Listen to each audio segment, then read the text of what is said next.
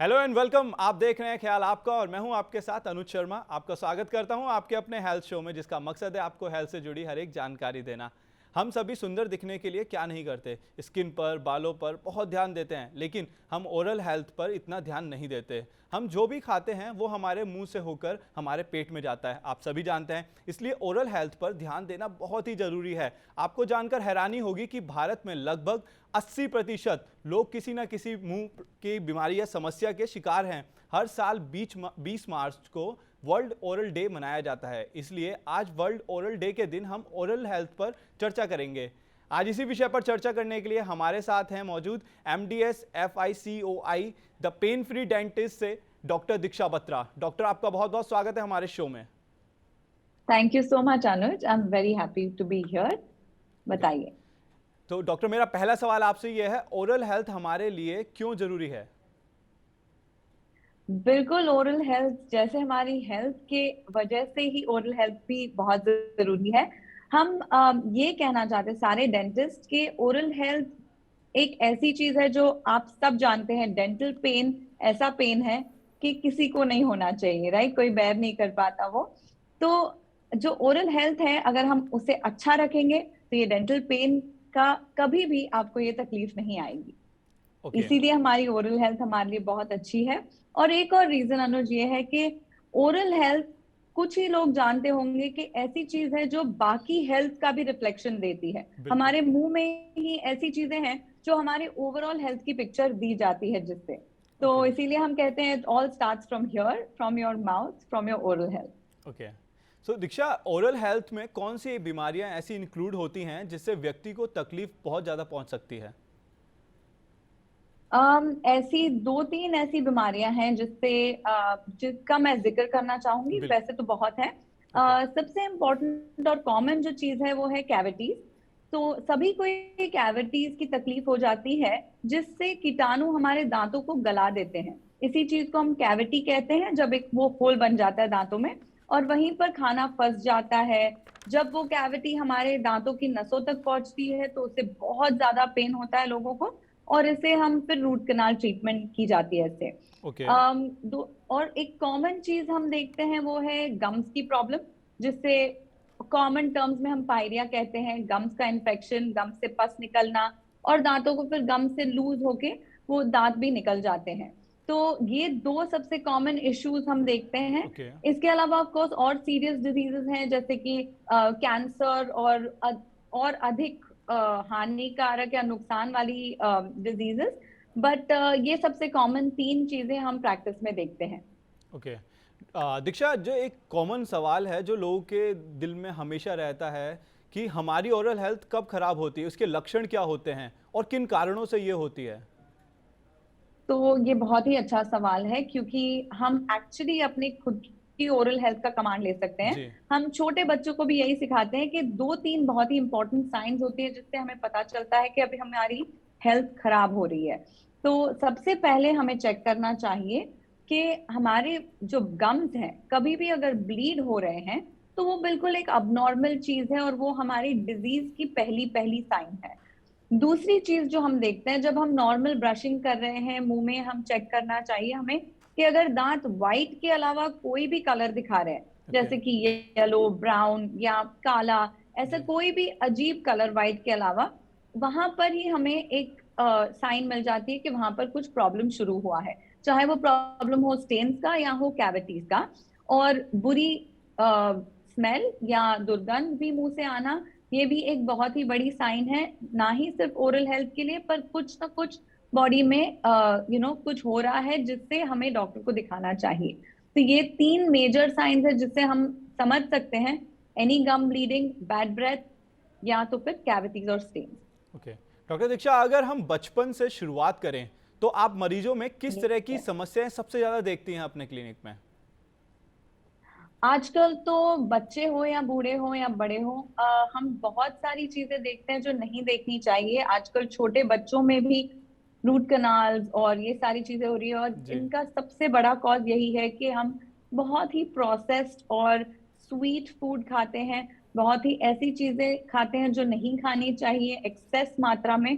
तो इसी वजह से हम लोग देखते हैं हमारी 5 मोस्ट कॉमन प्रोसीजर्स जो हम करते हैं वो होंगे कैविटी फिलिंग, जो हम कैविटीज ट्रीट करने के लिए करते हैं। सेकेंडली गम ट्रीटमेंट, जो हम कॉमनली करते हैं जब जब पायरिया या पस देखते हैं।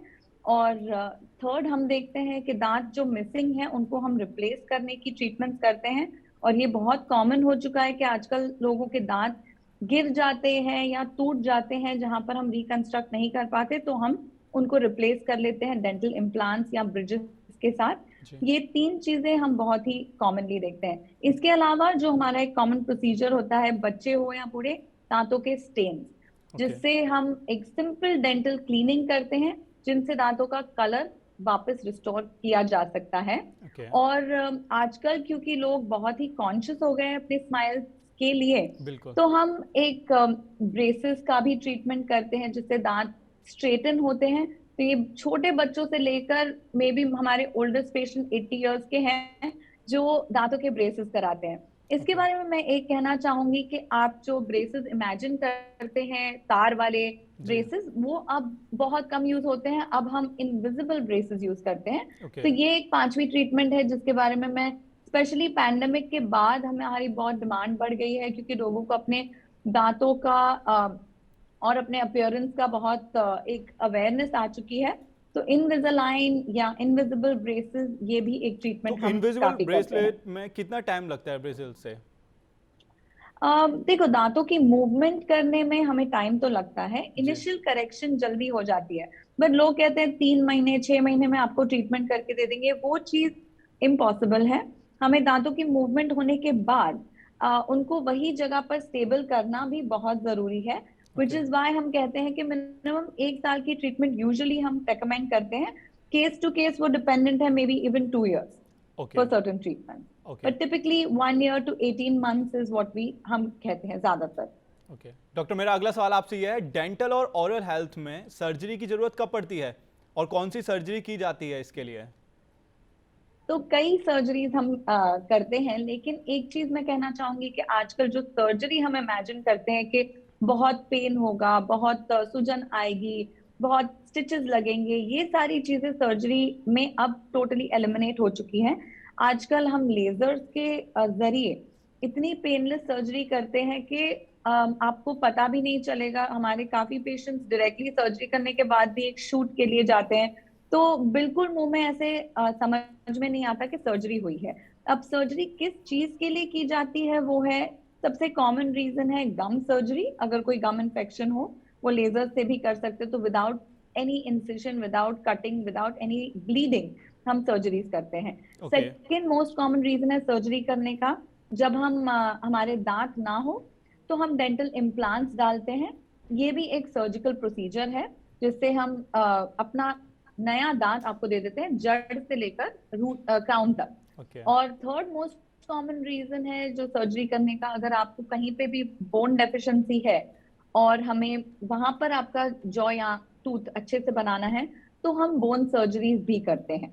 ओके। तो बोलिए बोलिए। मेरा अगला सवाल आपसे यह है, हमारी कौन सी आदतें हमारे ओरल हेल्थ को खराब करती हैं? जैसे कि आप जानते हैं लोग आजकल अपनी ओरल हेल्थ पर बिल्कुल ध्यान नहीं देते हैं, तो वो कौन सी आदतें हैं जो हाँ जी, हमें छोड़ देनी चाहिए अपने ओरल हेल्थ के लिए? राइट। तो आजकल लाइफ बहुत बिजी हो गई है और हमें हर चीज के लिए टाइम है, लेकिन अपनी हेल्थ के लिए या ओरल हेल्थ के लिए कम टाइम रह जाता है। बिल्कुल। तो आई कम्प्लीटली अंडरस्टैंड। बट कुछ आदतें अगर सही की जाएं तो ज्यादा टाइम आपको फिर स्पेंड नहीं करना पड़ेगा। इस पे हमने कई आर्टिकल्स भी लिखे हैं। सबसे इम्पोर्टेंट एक चीज है कि एक जो आदतें नहीं करनी चाहिए वो है अपने दांत कोई भी ऐसी चीज पे यूज मत कीजिए जिसके लिए दे आर नॉट मेंट, जैसे कि पैकेट्स खोलना, नेल बाइटिंग करना, पेन पे चूइंग करना। ये सबसे कॉमन एक हैबिट है जिससे हमें काफी फ्रैक्चर्स रिपोर्ट होते हैं दांतों के। फिर हमें वो दांत या तो निकालने पड़ते हैं या तो उनको टोटली रिकंस्ट्रक्ट करना पड़ता है। तो एक बहुत बुरी आदत वो है। सेकेंड, ऑफ कोर्स, हम देखते हैं कि स्मोकिंग एक हैबिट है जिससे काफी लोगों को बहुत तरह तरह के प्रॉब्लम्स होते हैं, ना सिर्फ oral but overall, right. And वो भी हम काफी डिस्करेज करते हैं। The third habit we see is constantly एक एरेटेड बेवरेजेस पीना, जिससे दांतों की परत भी और पतली हो जाती है, बिल्कुल एसिड इरोजन हो जाता है दांतों को। तो बहुत सारे एरेटेड बेवरेजेस नहीं पीनी चाहिए। या उसका एक सिंपल सोल्यूशन है, आप स्ट्रॉ यूज करके अपने दांतों को प्रोटेक्ट करते हुए वो ले लीजिए। So okay. टबैको चूइंग भी हमारे कंट्री में एक बहुत बड़ी हैबिट है जिससे दांत खराब होते हैं। सो आई वुड से ये 3-4 हैबिट्स अगर हम अवॉइड करें जी। और इसके बदले एक सिंपल हैबिट इंट्रोड्यूस करें, जैसे हर मील के बाद रिंस करना एंड ऑफ कोर्स अपनी ओरल हाइजीन रूटीन मेंटेन करना, जी। तो आई थिंक काफी प्रॉब्लम्स प्रिवेंटेबल हो सकते हैं। ओके। ओरल हेल्थ दीक्षा हमारी सेहत पर क्या असर डालता है और क्या पड़ता है, और क्या ओरल हेल्थ ठीक ना होने की वजह से आपको कोई हर्ट या फिर पेट की समस्या का सामना करना पड़ सकता है? हाँ जी, ऐसी कई चीजें हैं जो इंटर रिलेटेड हैं जी। दांतों और गम्स और अपने अंदर के ऑर्गन्स के साथ। तो सबसे कॉमन जो एक डिजीज है वो है डायबिटीज, जो हमारे सारे पॉपुलेशन में है और एक कॉमन लाइफस्टाइल डिजीज है। इसका रिफ्लेक्शन हमारे दांतों पर आता है क्योंकि हमारे दांत हमेशा वीक हो जाते हैं और गम्स की बहुत वीकनेस होने की वजह से दांत लूज भी कर सकते हैं हम, स्पेशली डायबिटिक पेशेंट्स में। और जैसे आपने सर्जरी की बात बताई, वो स्पेशली डायबिटिक पेशेंट्स में सर्जरी करना फिर बहुत रिस्की हो जाता है। तो हमें इस तरह से अपनी हेल्थ मेंटेन करनी है जिससे हमारी डायबिटीज भी बैलेंस में रहे और हमारे दांतों पर ये इफेक्ट ना पड़े। हमारे काफी डायबिटिक पेशेंट्स हमें एक्चुअली दांतों के हेल्थ से ही पता चला है उनको कि उनको डायबिटीज की कंडीशन थी, नहीं तो उनको अनडिटेक्टेड डायबिटीज थी जहां पर ब्लड शुगर बहुत हाई हो रहा था। इसके अलावा मैं कहूंगी कि जिनको भी कार्डियक इश्यूज होते हैं उनके लिए दांतों की सफाई मेंटेन करना बहुत ही ज्यादा इंपॉर्टेंट हो जाता है, क्योंकि जो दांत के बैक्टीरिया होते हैं जी। वो हार्ट पे भी इम्पैक्ट कर सकते हैं।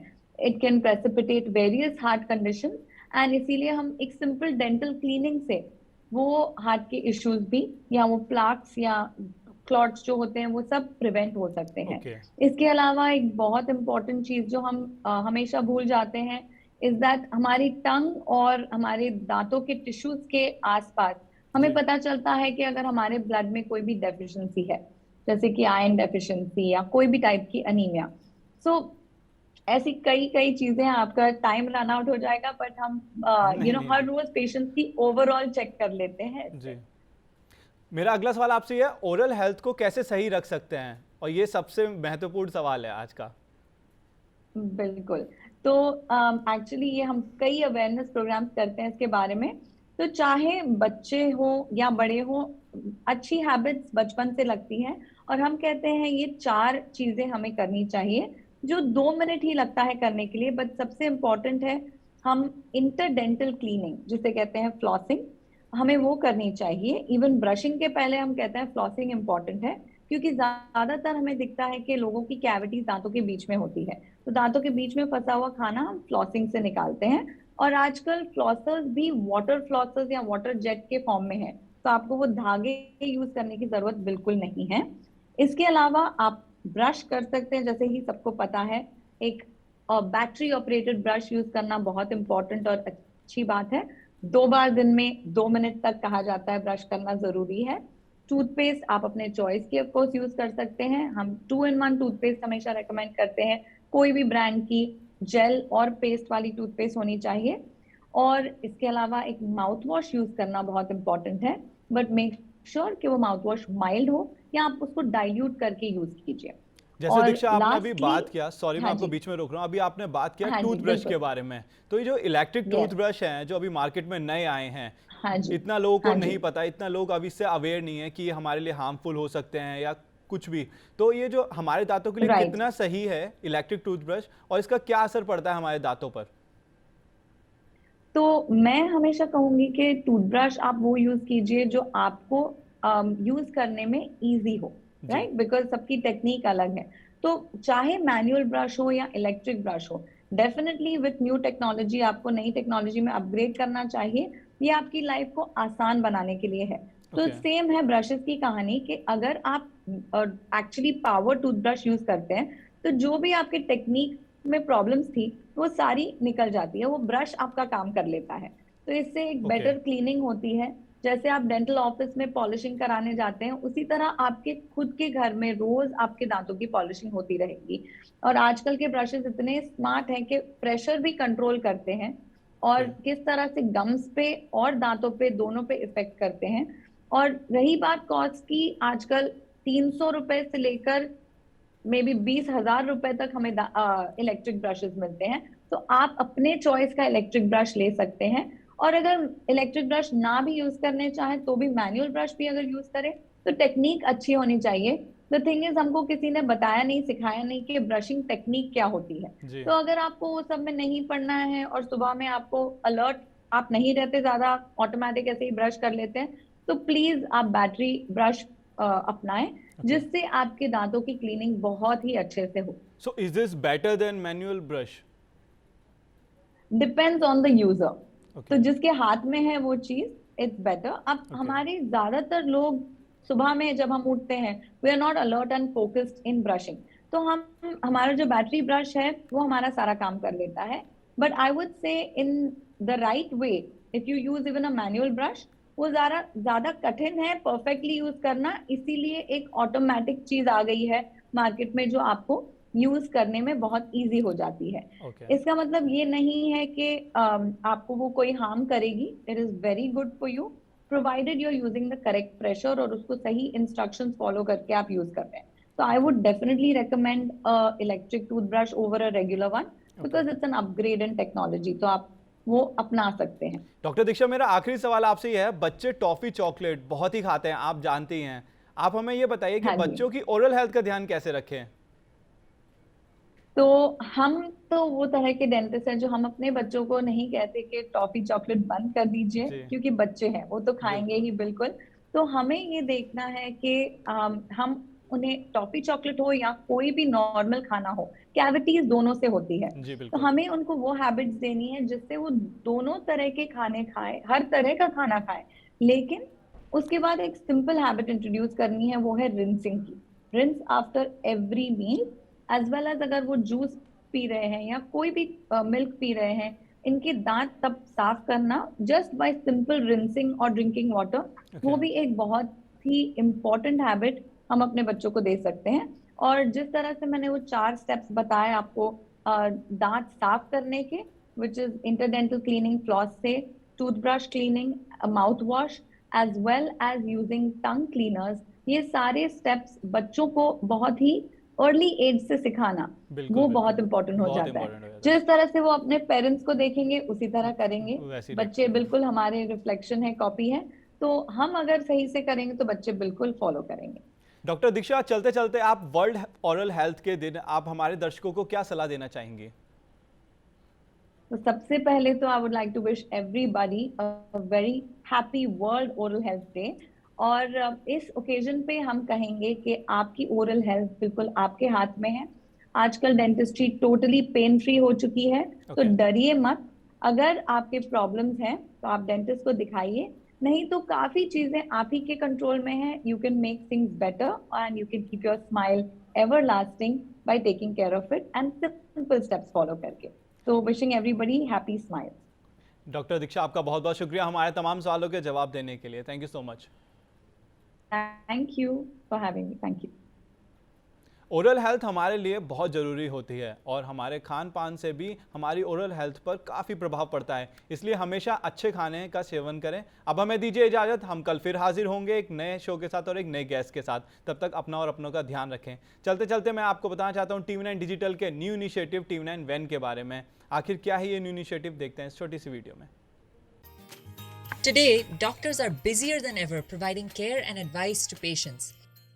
And the reality is that an average patient now spends much more time in the waiting room than in the doctor's chamber. With such a captive audience, it's time to put their wait time to good use. Introducing TV9 Waiting Area Network that provides premium patient engagement experience through engaging and informative videos. These videos are created keeping in mind an Indian patient seeking medical attention. TV9 Waiting Area Network provides a perfect platform for educating the patients on everything a doctor's practice has to offer while elevating the doctor's brand at the same time. As a doctor, all you need is to have Wi-Fi at your clinic and we'll take care of the rest. We provide you with a TV, a media player, your clinic profile, and a playlist customized as per your practice. Combine all this with the regular news updates from TV9